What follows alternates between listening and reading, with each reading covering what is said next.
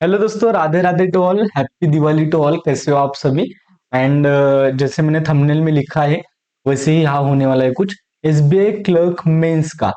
हम क्वांट का एक स्ट्रैटेजी देखेंगे। क्वांट का ये strategy one of the best strategy रहेगा आपको, यानी कि ये कंप्लीट धागा धागा खोलने वाली चीजें रहेंगी कि प्रैक्टिकल इम्प्लीमेंटेशन कैसे करते हैं, क्या आता है एग्जाम में वो देखेंगे।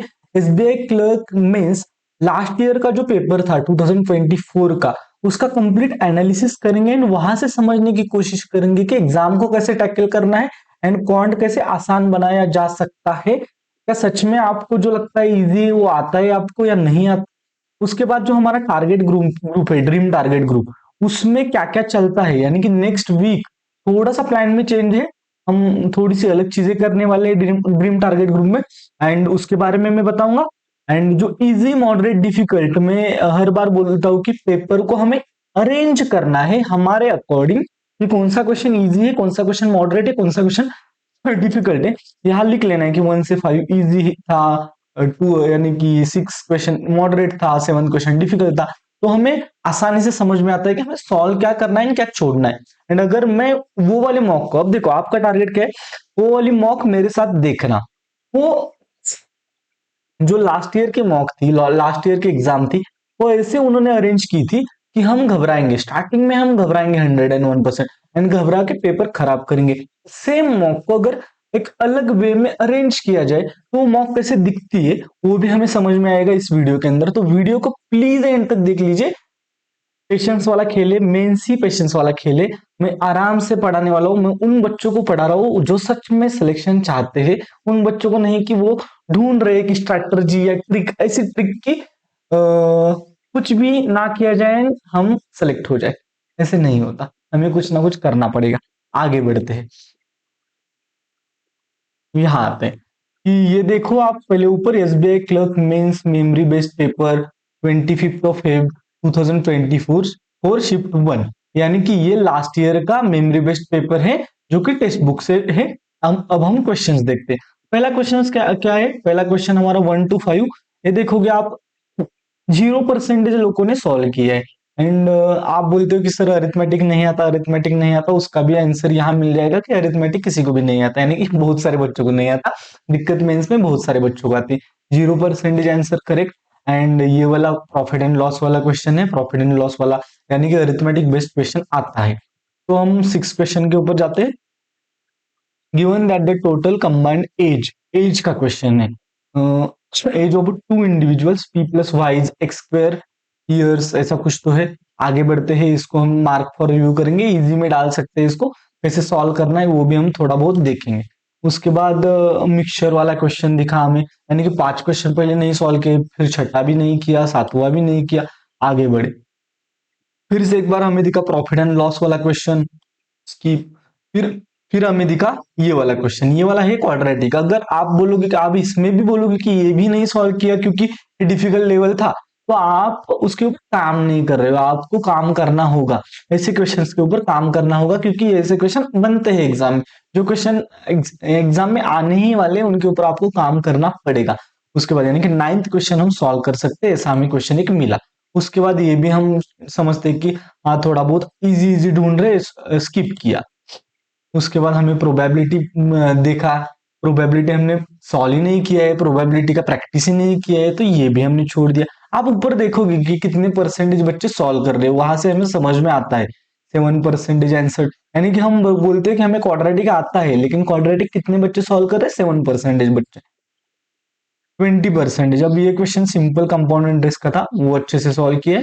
आगे ये वाला, फिर हमें मिला एक डी जो कि किससे बेस्ड है? आप देखोगे कि ये रेशो बेस्ड दिया है, रेशो के ऊपर है। यहाँ एक हमारा चार्ट है एंड उसके बाद यहाँ नॉर्मल टेबल चार्ट है, यानी कि ये वाले क्वेश्चन हम सॉल्व कर सकते हैं। 12% बच्चों ने किया है, इसका मतलब रेशो बेस्ड क्वेश्चन के ऊपर भी बच्चे ज्यादा काम नहीं करते। हमें सिंपल सिंपल चीजों के ऊपर तो काम करना चाहिए।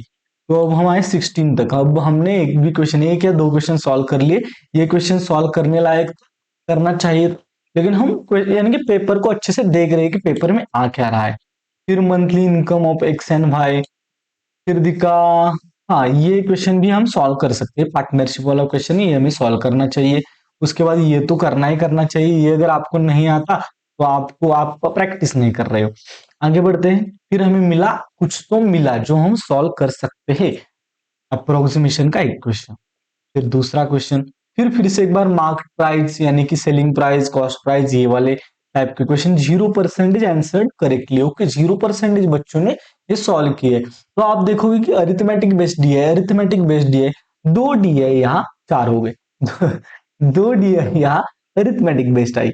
पहला आया प्रॉफिट एंड लॉस वाला, दूसरा भी आया प्रॉफिट एंड लॉस वाला। पहला भी बच्चों ने सॉल्व नहीं किया, ये भी बच्चों ने सॉल्व नहीं किया।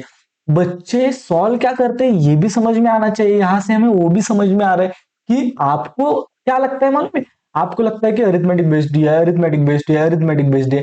ना ना ना ना ना, आपको सिंपल डीए भी नहीं आते, एंड आपको हाई लेवल क्वाड्रेटिक नहीं आता, हाई लेवल नंबर सीरीज नहीं आता, आपको उसके ऊपर करना है। आपको लगता है कि ये नहीं आता, ये तो किसी को भी नहीं आता।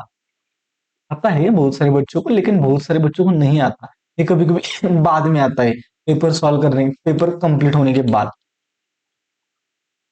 एंड ऐसे हम आगे बढ़ते गए, आगे बढ़ते गए। ये वाला क्वेश्चन दिखा, ये हम सॉल्व करने वाले, ये बोट का दिखा, ये ट्रेन का दिखा। एंड हम कंप्लीट दिमाग हमने खराब कर लिया है कि हाँ कैसे सॉल्व करेंगे, क्या सॉल्व करेंगे।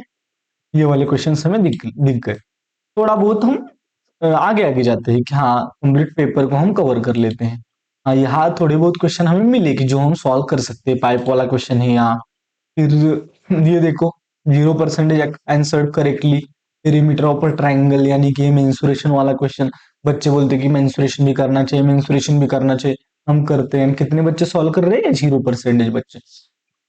हाँ, ये 10% बच्चे। ये नॉर्मल क्वेश्चन होते हैं लेकिन दिखने में थोड़े से गंदे दिखते हैं, एंड स्टिल ये भी नहीं आते आपको, ये आनी चाहिए। हाँ, फिर मिला एक डी है जो कि मुझे सिंपल दिख रहा है। Total number of goods sold, कुछ तो ऐसा लिखा है ये है। And difference between number of goods sold on Sunday, Sunday कहाँ है? संडे संडे संडे, ये वाला संडे, एंड ट्यूसडे यानी कि ये वाला ट्यूसडे।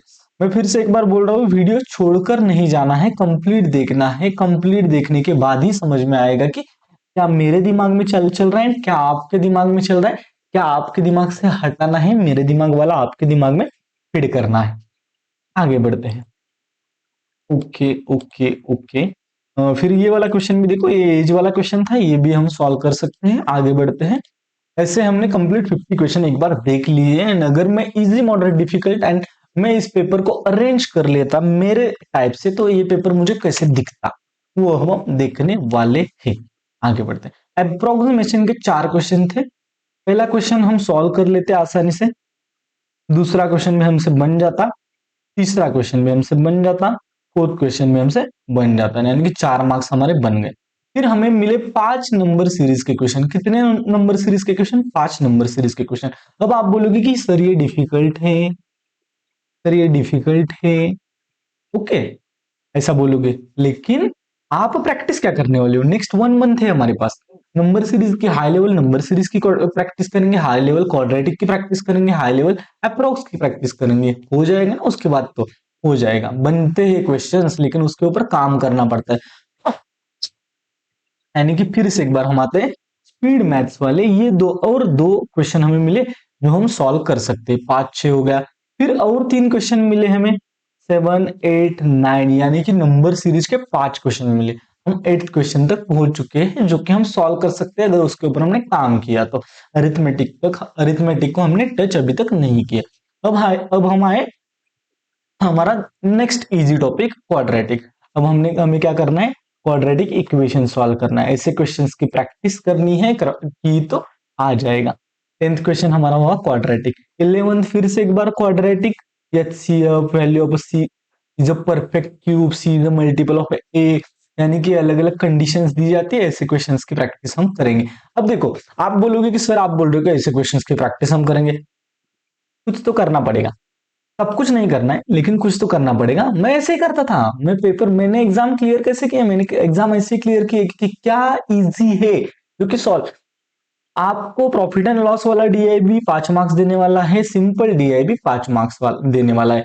प्रॉफिट एंड लॉस करके अगर आपने एग्जाम क्लियर किया तो भी आपको सेम सैलरी मिलने वाली है, एंड सिंपल डीआई सॉल्व करके भी आपने एग्जाम क्लियर किया तो भी आपको सेम सैलरी मिलने वाली है। तो मुझे सेम ही सैलरी चाहिए, मुझे डिफरेंट सैलरी नहीं चाहिए। ठीक है, आगे बढ़ते हैं।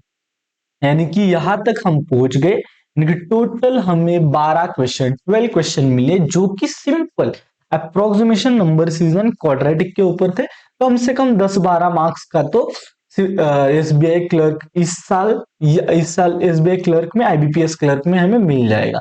10 मार्क्स का मिला नहीं तो 8 मार्क्स का तो मिल जाएगा। एंड हमारे बच्चे अभी तक 5 मार्क्स का अटेम्प्ट कर रहे हैं, 3 मार्क्स का अटेम्प्ट कर रहे हैं, 2 मार्क्स। अब आप ये भी बोल सकते हो मुझे सब कुछ पता है, आप ये भी बोल सकते हो सर आपको पता नहीं कि मॉक डिफिकल्ट होती है। मॉक डिफिकल्ट होती है, मुझे वो भी पता है, लेकिन मॉक में भी ऐसे क्वेश्चंस होते हैं जो सॉल्व किए जा सकते हैं।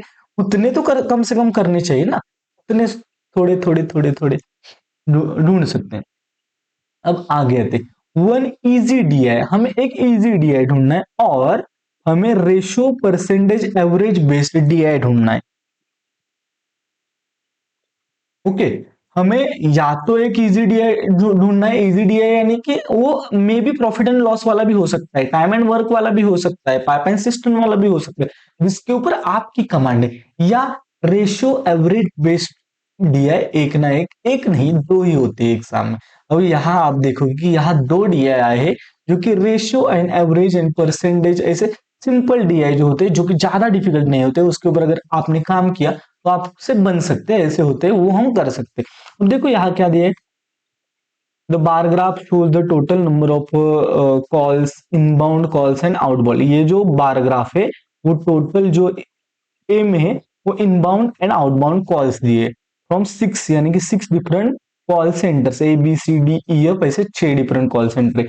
इनबाउंड कॉल में इंटरनेशनल एंड डोमेस्टिक कॉल है, आउटबाउंड कॉल में फिर से एक बार इंटरनेशनल एंड डोमेस्टिक कॉल है, वो नेक्स्ट पार्ट है, वो आगे वाली बात है। पहले हमें इनबाउंड एंड आउटबाउंड निकालना पड़ेगा। तो देखो कॉल सेंटर ए में ratio of inbound and outbound 11:5 दिया है। इसका मतलब ए में टोटल कितने, देखो यहाँ 50 60 70 80, यानी कि ए में है 80 में से inbound and outbound 11:5 means total हो गया 16 यूनिट इज इक्वल टू 80, यानी कि 1685। 1685 मराठी में गया मैं, 16 × 5 80, 11 × 5 कितना हो जाएगा 55, एंड 5 × 5 कितना हो जाएगा 25, यानी कि हमें ए में से इनबाउंड एंड आउटबाउंड मिल गए। अब क्वेश्चन में दिए जाएंगे दूसरे क्वेश्चन कि इनबाउंड में कौन से इंटरनेशनल कॉल ऐसे है, डोमेस्टिक कॉल ऐसे है, ऐसे ऐसे ऐसे ऐसे क्वेश्चन में दिया जाएगा। लेकिन हम इसकी प्रैक्टिस अच्छे से करेंगे तो हमसे बन जाएगा। ये वाला क्वेश्चन भी डुएबल था ऐसे मुझे लग रहा है। यहाँ हमें यानी कि समझ में आ रहा है कि क्या करना है। अब नेक्स्ट क्वेश्चन इस साइड हमारा है कि total number of goods sold, यानी कि देखो कि पाई चार्ट है, number of goods sold in shop and different days, Sunday Monday Tuesday, ऐसे अलग अलग डेज में जो गुड्स है वो सोल्ड हुए वो बताए हैं। X%, 23%, X%, 20%। अब देखो दो वेरिएबल, इसका मतलब हमें दो इक्वेशन चाहिए, single variable single equation, double variable दो इक्वेशन, तीन वेरिएबल तीन इक्वेशन, ऐसे क्वेश्चन सॉल्व किया जाता है, बेसिक पता होना चाहिए। अब देखो यहां से यानी कि इतना ही डेटा दिए एंड उसके ऊपर फिर क्वेश्चन, तो इस वाले डेटा से हम क्या क्या निकाल सकते हैं वो पहले सोचते हैं। कि हमें टोटल दिया है 400, टोटल कितना दिया है हमें 400, पूरा पेन चेंज कर लेते हैं, यही यही यही ओके। टोटल हमें दिया था 400, ओके। अब दिया है difference between the number of goods sold on Sunday, Sunday की कहा है Sunday X%, and Tuesday, Tuesday किधर है देखो यहाँ है 1.2 X%, इसका डिफरेंस X% माइनस या 1.2 X% माइनस 1 X%, वो X% मीन्स 1 X% होता है, इसका मतलब 0.25 X% की वैल्यू हमें मिल गई 12, यानी कि 0.25 X% की वैल्यू हमें क्या मिल गई। इसका मतलब हमें X% की वैल्यू मिल सकती है 12 डिवाइडेड बाय 0.25। अब ये 0.25 हटाने के लिए हम क्या कर सकते हैं, 0.25 कैसे हटता है, अगर यहां से ही हटाना पड़ता तो 25 डिवाइडेड बाय 100 करते, इसका मतलब 1/4 करते। इसका मतलब ये थोड़ा सा जाने दे, यहां अगर 1/4 आया, X% की वैल्यू क्या आएगी 12 × 4 आएगी, यानी कि X% की वैल्यू हमें कितनी मिल गई 48 मिल गई। आई होप कि आपको समझ में आया, नहीं समझ में आया होगा तो थोड़ा सा फिर से एक बार एक्सप्लेन करता हूँ, मुझे थोड़ा आगे जाने के बाद समझ में आएगा हाँ ऐसे भी कर सकते हैं, इसलिए मैंने वैसे किया। क्या लिखा मैंने, कि यहाँ हमें मिल गया कि 0.25x% की वैल्यू 12 है। 0.25x% को हम कैसे लिख सकते हैं, 25 divided by 100 into x% is equal to 12। अब ये 1/4 हो गया, तो ये 4 यहाँ मल्टीपल हो जाएगा, x% की वैल्यू हमें मिल जाएगी, कितनी मिल जाएगी, 48। यानी कि हमें मिल गया x% की वैल्यू मिल गई कितनी, 48। अब देखो हमें ये कितना परसेंटेज है वो नहीं मिला है, ये थोड़ा सा दिमाग अच्छे से चलना चाहिए हमें। हमें टोटल इसकी वैल्यू मालूम हो गई कि 48 है, ये कितना परसेंटेज है वो पता नहीं है। अब हमें देखना है कि ये जो 48 वैल्यू है वो 400 की कितनी परसेंटेज है, यानी कि 48 जो टोटल हमें x परसेंटेज की वैल्यू मिली है वो 400 की कितनी परसेंटेज है। तो 2 जीरो से 2 जीरो गया, यानी कि ये मिला हमें 12%। अब देखो 12% अगर 400 का निकाला तो कितना आता है, 48 आता है। इसका मतलब हमें x% की वैल्यू 48 मिली थी। आई होप कि आपको समझ में आ रहा है। तो हमें मिला 12%। अब 12% यहाँ हमें मिल गया है, 12% के बाद ये वाला 1.25x मिल जाएगा कि उसका 1/4 पार्ट, 12% का 1/4 पार्ट कितना होता है, 3, यानी कि इसमें 1/4 पार्ट ऐड किया था 12 प्लस 3, यानी कि यहाँ मिल जाएगा हमें 15%। इसका 12 मिल गया, यहाँ मिल गया, यहाँ मिल गया, यहाँ मिल, रिमेनिंग जो है वो यहाँ मिल जाएगा एंड हमें टोटल वैल्यूज मिल जाएगी। आई होप कि ये वाला आपको समझ में आया। ये 5 क्वेश्चन भी हम सॉल्व कर सकते हैं अगर मुझे पता है कि स्पेसिफिक जाना है, मुझे स्पेसिफिक, मुझे अरिथमेटिक नहीं करना है, मुझे इतना ही करना है, इतना ही करना है, तो हम यहाँ तक पहुंच गए। नहीं, दोनों क्वेश्चन सॉल्व कर सकते थे हम। यहाँ थे हम कितने क्वेश्चंस के ऊपर, 12 के ऊपर, 12 के बाद ये अगर 2 सॉल्व करते तो 22 हो जाते। पहले हम सोचेंगे कि एक ही हमने सॉल्व किया और आगे बढ़े। 17 मार्क्स का हमारा क्या हो गया है। अब हम आते हैं 18 वाले क्वेश्चन। अब अरिथमेटिक के ऐसे चैप्टर जो कि रेशो बेस्ड होते हैं, जो आसान होते हैं, वो हम सॉल्व कर सकते हैं, हम उसकी प्रैक्टिस करते हैं ऐसे क्वेश्चन। अरिथमेटिक का ये वाला क्वेश्चन देखो, पहला, given that the total combined age of 2 individuals, यानी कि लिखना स्टार्ट किया तो आंसर मिलना स्टार्ट हो जाता है। 2 individuals P and Y, P plus Y, दोनों का एडिशन x स्क्वायर दिया है। Okay, the difference of their edges, यानी कि P एंड Y में से डिफरेंस कितना दिया है, विथ Y बीइंग यंगर, इसका मतलब Y छोटा है, इसका मतलब y को p से माइनस ही करना पड़ेगा। इनकी वैल्यू हमें मिल गई 72 माइनस 12x। अब मैंने लास्ट टाइम जो क्या बोला था ऊपर कि पी वाई एक्स 3 वेरिएबल है, P Y X 3 variable, 3 variable के लिए हमें 3 इक्वेशन चाहिए, 2 वेरिएबल के लिए 2 इक्वेशन चाहिए। अब 2 वेरिएबल है एंड 3 सॉरी 2 इक्वेशन है एंड 3 वेरिएबल है, इसका मतलब हमें तीसरा भी इक्वेशन चाहिए। अब आगे बढ़ते हैं। And also the ratio of the P's age 2 years ago, P का 2 साल पहले, and P's age 10 years from now, p plus 10 is equal to 4:7। अब इससे अगर आपने सॉल्व किया 7 इंटू पी, 7p minus 14 which is equal to 4p, 10 into 4 plus 40, 7p minus 4p is equal to 3p, 40 plus 14 is equal to 54, p की value मिल जाएगी 18। I hope कि आपको समझ में आ रहा है कि ये वाले क्वेश्चंस को अगर आपने प्रैक्टिस किए तो आपको इससे आंसर मिल सकता है। p इज इक्वल टू 18 मिला, p यहाँ पुट किया तो हम आगे बढ़ सकते हैं। क्वेश्चन इतना, मैं खुद 2 साल बाद क्वांट का मेंस लेवल पेपर देख रहा हूं, फिर मुझे लग रहा है कि हाँ इतना भी ज्यादा डिफिकल्ट नहीं है, डुएबल डुएबल कर सकते हैं। लेकिन अगर हमारा दिमाग अच्छे से चल रहा है ना तो कर सकते हैं। हमें पता होना चाहिए कि हमें क्या सॉल्व करना है, क्या सॉल्व नहीं करना है। अब आगे बढ़ते हैं। अब ये वाला क्वेश्चन देखो, और एक हमें मिला एज वाला क्वेश्चन कि क्या बोलना है, फॉलोइंग, हाँ डेटा सफिशिएंसी वाला क्वेश्चन है कि कौन से स्टेटमेंट से डेटा सफिशिएंट है कि हम the present age of a mother निकाल सकते हैं। The difference between the ages of a mother and daughter is 45, mother and daughter का एज का डिफरेंस 45 है। The present age of a daughter is 1/4 of the present age of the mother. हो गया, ये दोनों से तो निकाल सकते हैं। The present age of the daughter is 1/4 and the sum of the, ये दोनों से भी निकाल सकते हैं। एंड डिफरेंस एंड एडिशन दी है वो दोनों से भी निकाल सकते हैं। इसका मतलब एनी टू ऑफ देम, ये वाला इसका आंसर हो सकता है। गलती से गलत हो सकता है, मैं बहुत दिनों बात कर रहा हूं लेकिन मुझे लगता है कि यही आंसर हो सकता है। ये आंसर कैसे हो सकता है वो आपको प्रैक्टिस प्रैक्टिस प्रैक्टिस। मैं आसान आसान क्वेश्चन की ज्यादा प्रैक्टिस करता था, डिफिकल्ट क्वेश्चन की नहीं करता था। सच बोल रहा हूँ, ये ट्रिक है मेरी, ध्यान से दिमाग में रखो कि ज्यादा नहीं करना है, उतना ही करना है जो चाहिए। आगे, partnership. Anuj and Bhanu started a business with an investment of 15,000 and 18,000 means 15,000 यहाँ लिखा, 18,000 यहाँ लिखा। आफ्टर 6 मंथ अनुज विड्रॉल 20, इसका मतलब इंटू 6 लिखा, प्लस लिखा, इसका 20% विड्रॉल किया है, इसका मतलब कितना, 15 दूनी 30, 300 विड्रॉल किया है मीन्स 1200 इंटू 6 लिखा। ऐसे ऐसे पार्टनरशिप का अगर आपने पढ़ा है तो पार्टनरशिप का क्वेश्चन भी आप सॉल्व कर सकते हो, यानी कि इजी टॉपिक। फिर आते हैं पाइप एंड सिस्टम, एक अरिथमेटिक वाला टॉपिक ले रहे हैं हम, अभी तक यहां तक आए। एंड एक वो भी इतना ज्यादा डिफिकल्ट नहीं होता है। अब देखोगे कि पाइप एंड सिस्टम में टाइम एंड वर्क वाला क्वेश्चन क्या पूछा है। Pipe A can fill the tank in 3 hours, pipe B can fill the same tank in 4 hours, दिख रहा है बड़ा, लेकिन pipe C can fill the tank in 5 hours. What is the time taken when all of them works together. क्या आसान है या difficult है? Two types of pipes A and B can fill the tank in A plus B is equal to 8, B plus C is equal to 10, C plus D is equal to 15। ये वाले question भी हम easy easy solve करते हैं, practice करते हैं, यही करना है हमें। यानी कि यहाँ तक हम पहुंच गए, 21 क्वेश्चन हमारे डन हो गए। अब हम 22nd क्वेश्चन पर आते हैं। 22nd क्वेश्चन क्या है?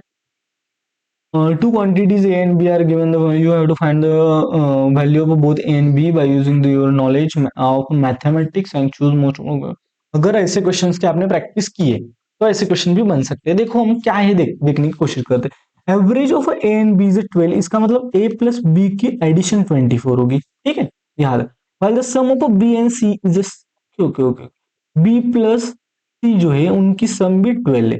इसका मतलब average of A and B, इसका मतलब टोटल उनकी होगी 24, अगर एवरेज 12 है and B and C is equal to 12 हमें दिया है।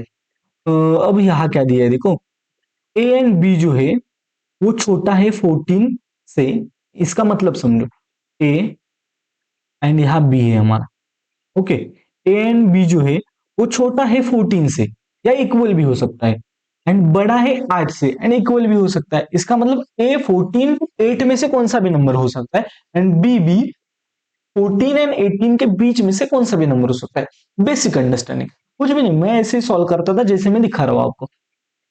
And okay okay okay, and 10 is less, B is less than equal to 10, जो बी है वो 10 से छोटा है, 10 या 10 से छोटा है, ये हमें पता होना चाहिए। यानी कि बी जो है वो 10, 9, 8 इन तीनों में से एक ही हो सकता है, क्योंकि हमें यहाँ ए एंड बी की वैल्यू जो पता चली यहां से, तो हमें 14 टू 8 तक मिली। एंड यहाँ बी के बारे में क्या बोला, बी 10 से छोटा होना चाहिए, 10 से छोटा यानी कि 10, 9, 8 यहां तक ही हम जा सकते हैं। ओके ठीक है ठीक है ठीक है ठीक है। आगे, and C is greater than और इक्वल टू 2, जो सी है वो 2 हो सकता है, 3 हो सकता है, 4 हो सकता है, ऐसे कुछ ना कुछ हो सकता है, ऐसे बोला जा रहा है।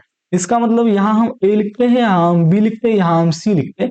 हमारा पहला इक्वेशन यहाँ है, ए की वैल्यू हम पहली सबसे बड़ी रख लेते हैं 14, 14 से हम स्टार्ट करेंगे। ए अगर 14 है तो बी हमारा क्या आ जाएगा, बी हमारा 12 आ जाएगा, सॉरी सॉरी सॉरी सर 10 आ जाएगा। बी हमारा क्या आ जाएगा, 10 आ जाएगा, 14 प्लस 10 हमें मिल जाएगा 24। एंड सी की हमारी वैल्यू, अगर बी की वैल्यू यहाँ 10 पुट की तो सी की वैल्यू में 2 मिल जाएगी, 10 प्लस 2 यानी कि सी हमें 2 मिल जाएगा, कि 2 हो सकता है। इसका मतलब ये वाली पेयर हमारी बैठ रही है। अब दूसरी पेयर के ऊपर जाते हैं कि क्या हो सकते हैं। दूसरी हमने अगर ए को 13 कंसिडर किया तो बी को हमें क्या कंसिडर करना पड़ेगा, अगर ए को 13 किया तो बी हमारा 11 हो जाएगा, जो कि नहीं होना चाहिए, इसे बोला गया है। ओके, अगर बी को मैंने 12 कंसिडर किया तो हमारा, सॉरी ए को हमने 12 कंसिडर किया तो बी तो बढ़ने ही वाला है, बी 12 हो जाएगा। इसका मतलब ये वाला क्वेश्चन आसान था, अगर आपने उसको अच्छे से देखा है तो।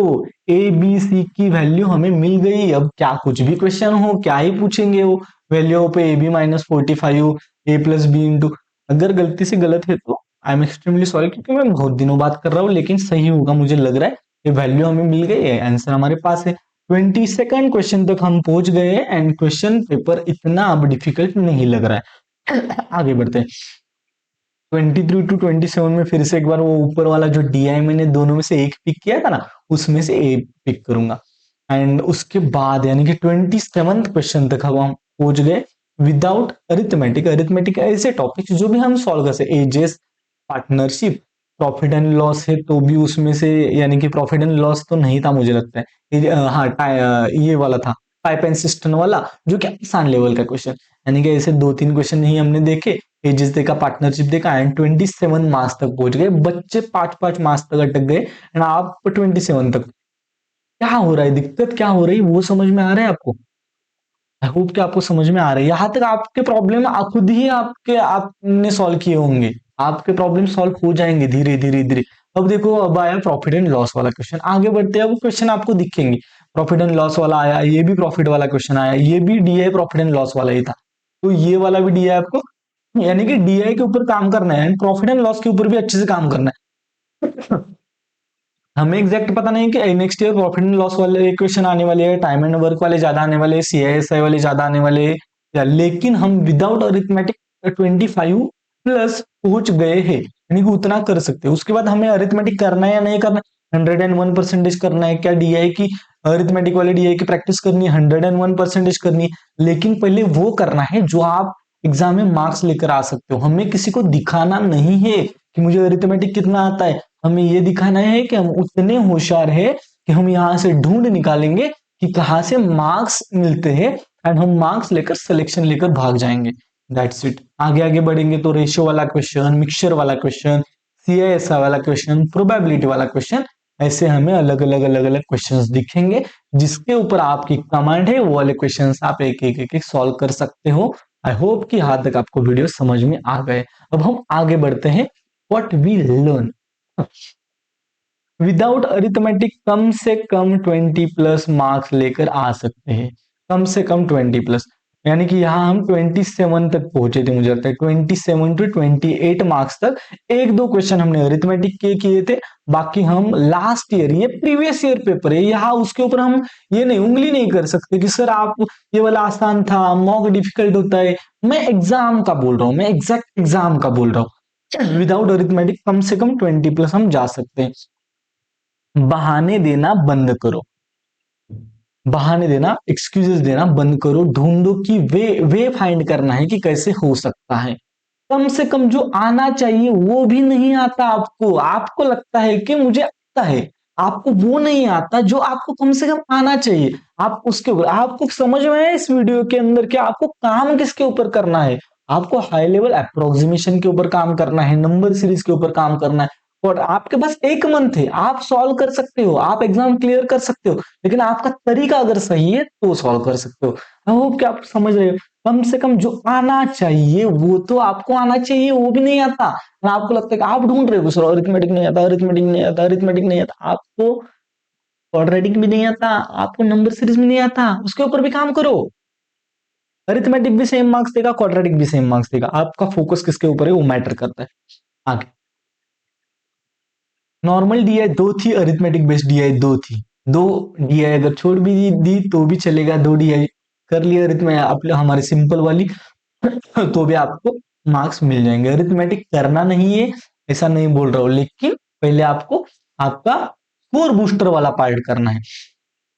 आगे बढ़ते व्हाट नेक्स्ट। तो बाकी सब बच्चों को समझ में आ गया होगा क्या क्या करना है। बाकी में जो हमारे ड्रीम टारगेट ग्रुप है उसके बारे में बताता हूँ। एंड अगर आपको भी ज्वाइन करना है तो पहले मेरा वीडियो देखना है आपको ड्रीम टारगेट ग्रुप का, जो कि यूट्यूब के ऊपर है। इस वीडियो के डिस्क्रिप्शन में भी मैं उस वीडियो की लिंक डाल दूंगा, या मेरा यूट्यूब चैनल आप सर्च करोगे वहां भी मिल जाएगा। क्योंकि बच्चे आते हैं बाद में पूछते हैं कि सर ये कैसे, ये पीडीएफ कौन सी है, ये कहाँ से करना है। इतना हो गया क्या, इतना हो गया, आप थोड़ा बहुत लेट हो, लेकिन इतना लेट नहीं हो, एक मंथ है।